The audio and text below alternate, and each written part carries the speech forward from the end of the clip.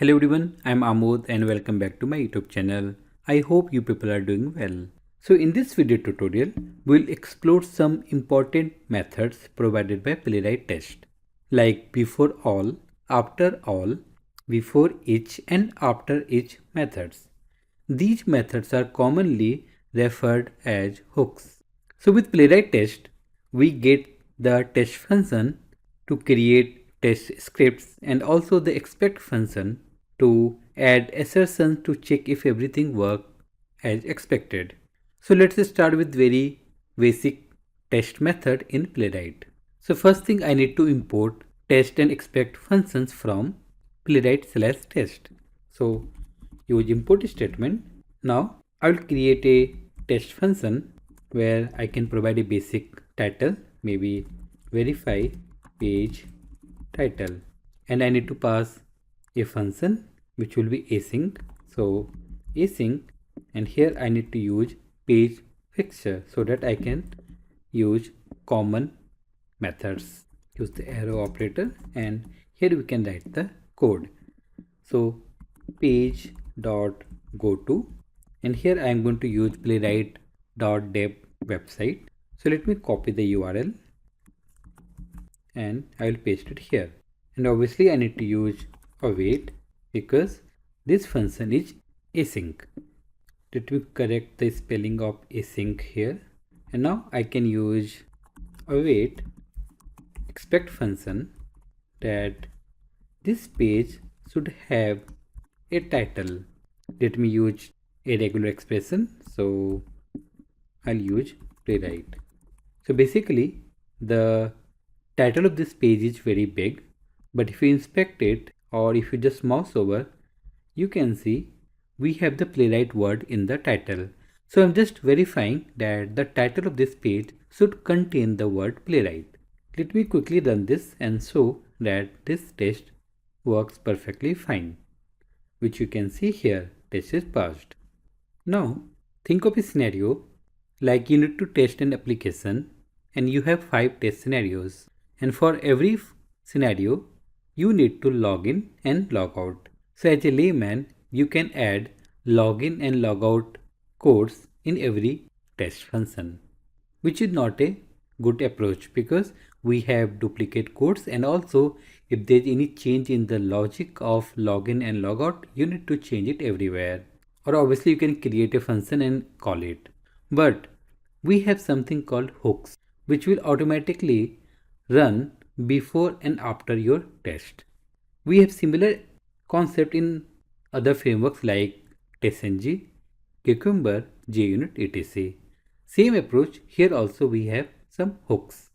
So we have a method called beforeEach, and to access that function you need to use test object, and here you can call beforeEach. And for this function you can see it shows that this hook is executed before each test. And if you scroll down, you can see we can call this beforeEach in two ways. We can directly pass a function, or you can pass the title and then a function. So here maybe we can pass the title setup before test execution, and here you can pass an async function. Let me do simple console.log beforeEach. So let me quickly run this and see what happens. So you can see it is printing beforeEach and then test is passed. So here maybe I can add one console.log within the test function executing test. So before I rerun it again, I'm going to add another hook which is called afterEach. So this method will execute before executing the test function. Similarly, we can add another hook called afterEach. By the name also you can understand what is happening. So I can change the title, setup after test execution, or maybe tear off, and here it will be after test. So let's run the test quickly and see what happens. So you can see it is printing beforeEach, then executing test and then after each. Very simple. Let me add one more test, and here I will add simple test, and here I will not do anything, just I will console.log running another test. So basically I have two tests now. So this before each will run before any test execution. That means this before each will run before this test also and this test also. Same thing for after each. Each means test. So now I'm going to run as a file. So I'll go to testing tab. Let me go to the location where I have my test file created, which is here, and let me run the whole file. So here you can see it is running two tests using one worker, and before each executing the first test and then after each. For the second test also we can see it is executing before each and after each functions. So this is very easy. Even you can have multiple before each and after each in the same file. Maybe let me duplicate it and paste here. And here I can put setup 2.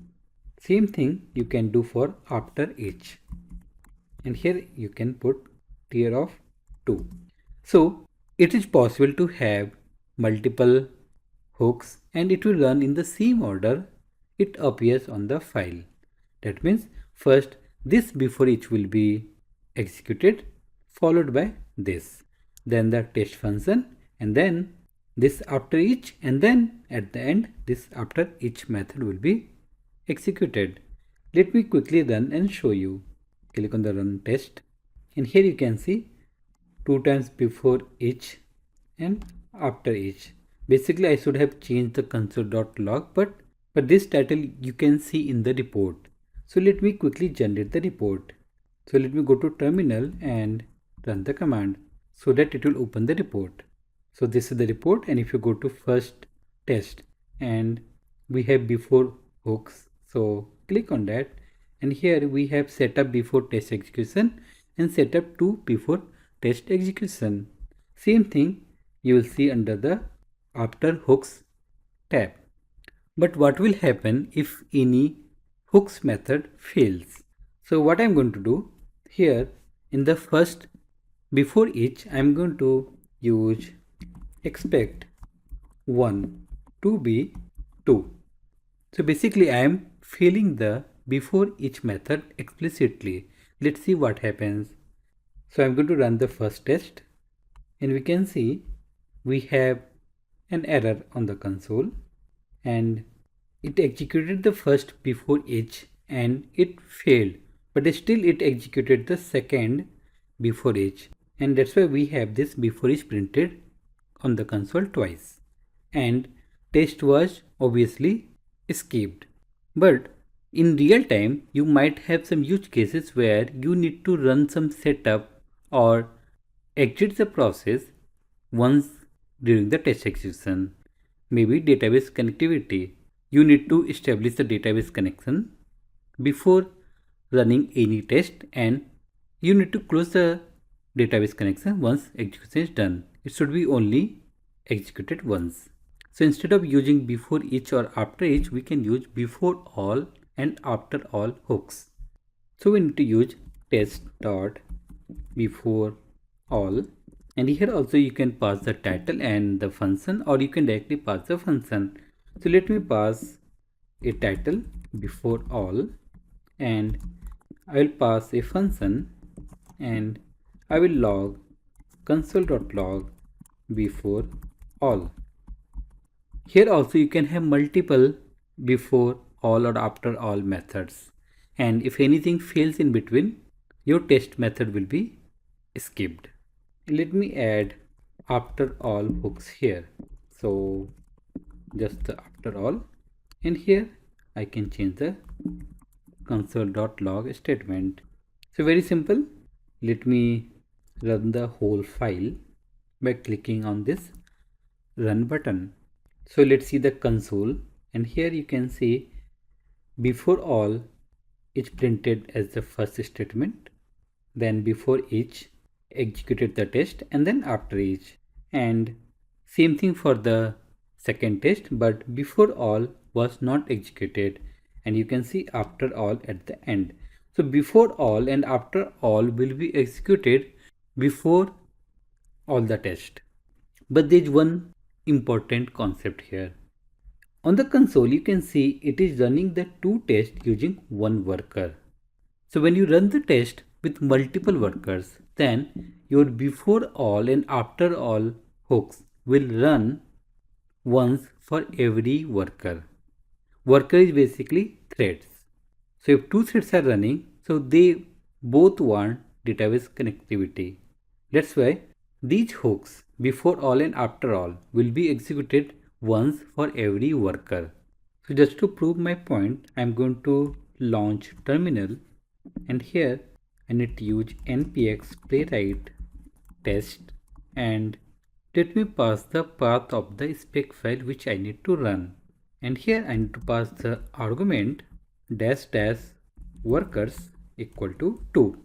So basically now I am seeing that instead of using one worker for the two tests, use two workers. So I will have two threads. Hit enter.